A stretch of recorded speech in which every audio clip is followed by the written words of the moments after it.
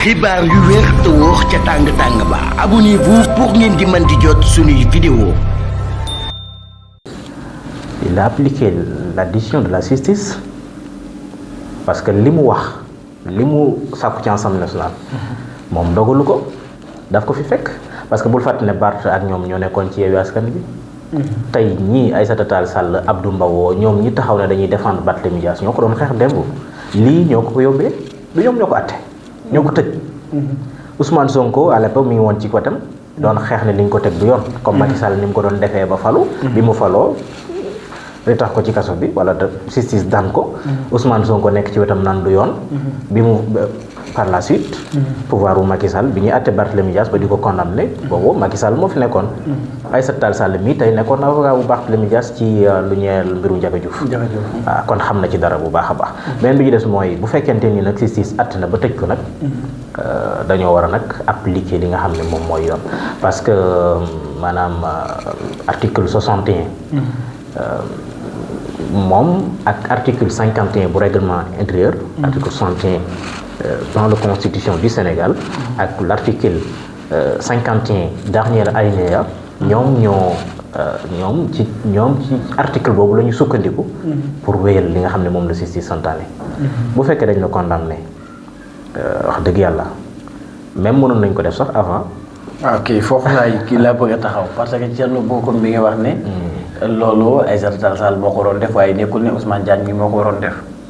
non Aïssata Tall Sall moom xam nga les hommes passent les institutions demeurent continuité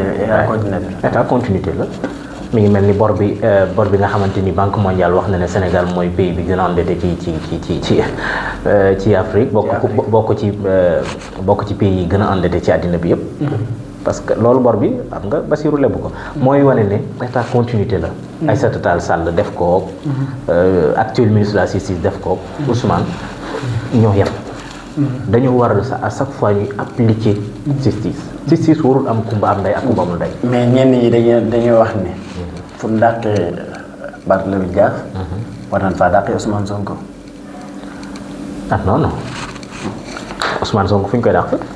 ci ministre ci kii bi. ci ministre bi mu nekk rek. ñoom fu ñu ko sukkandiku. loolu la wax ñoom. xam nga juriste yi moom. ñoom dañuy faral di wax parce que ñoom ñoo ci am xam-xam dëgg. waaye Ousmane Sonko luñ koy dàqee lu ban condamnation la am bu ko mën a. Mame Ndiaye bi définitive. mais condamnation Mame Ndiaye. waaw tamit.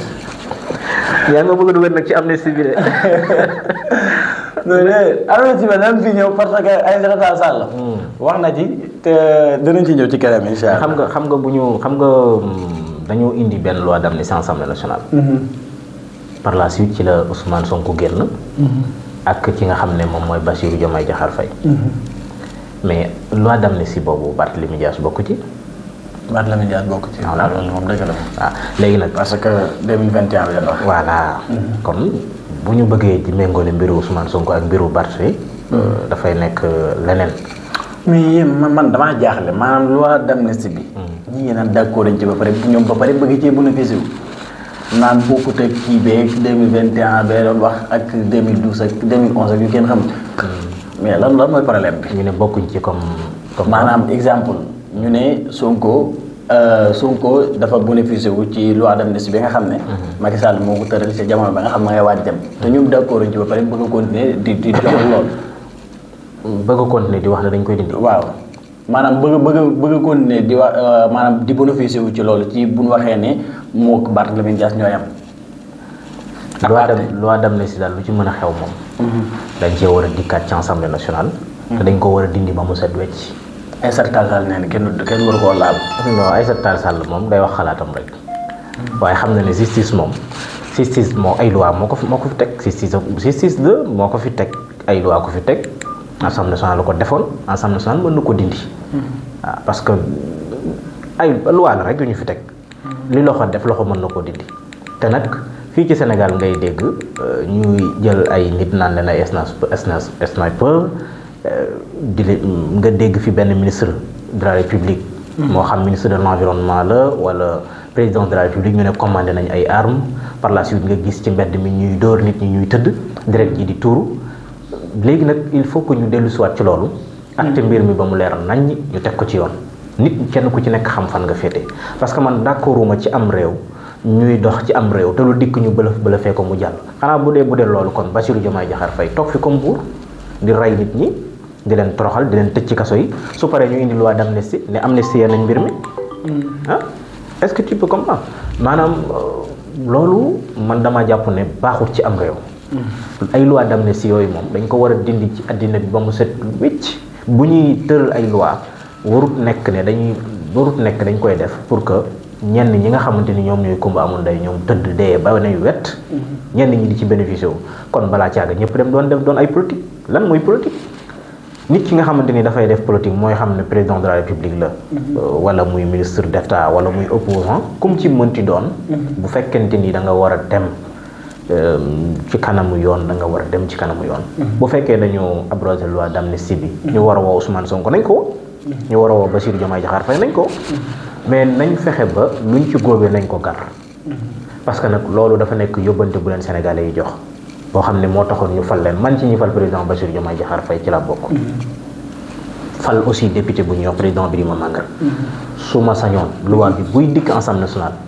ñu koy dindi ba mu set wicc bàyyi justice mu sëgg ci mbir moom parce que li xewoon Sénégal dafa doy waar man dama daan toog ñu may ménager ci da nga défendre ci da ngay wax nangam parce que da ngay défendre Ousmane Sonko ay numéro privé di la woo ñii di la xëpp ñii di la xëpp di teg Sénégalais yi lu diis lu nga xamante ni mu dund ko keneen ak keneen dund ko bokkuma Pastef mais parce que damaa wax ci Ousmane Sonko 4 heures du matin 5 heures du matin ñu lay woo di leen menacer di la teg ba nga xamante ni da lay wóor na yow maanaam sa bakkan mi ngi ci xottu gerte soo toogee tuuti rek da nga dem ci kaso bi boo amul wéeruwaay tuuti